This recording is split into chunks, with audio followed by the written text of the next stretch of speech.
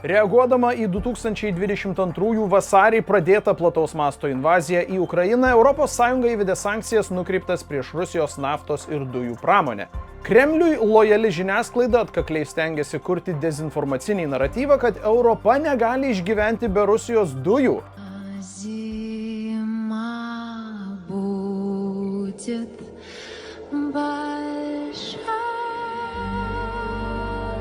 Tačiau kas vyksta iš tikrųjų? Reaguodami į Rusijai įvestas sankcijas, Kremliaus propagandistai stengiasi šias priemonės pavaizduoti kaip labiau kenkiančias Europai nei Rusijai. 2002 birželį ES uždraudė iš Rusijos pirkti, importuoti ar parvežti žalią jūrų naftą ir tam tikrus naftos produktus.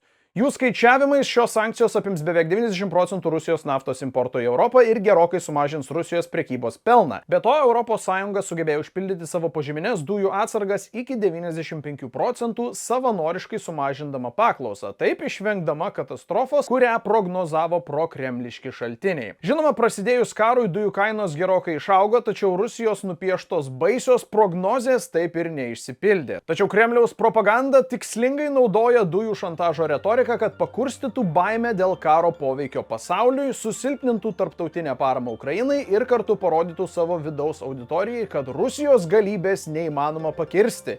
Tikrovė tokia, kad po karo ES atsisakė priklausomybės nuo rusiškų dujų ir kad Rusija nebejotinai ekonomiškai nukentės dėl invazijos. Ačiū, kad žiūrėjote ir nepamirškite paspausti patiktuko bei prenumeruokite šį kanalą, kad prisidėtumėte prie informacinio raštingumo tobulinimo.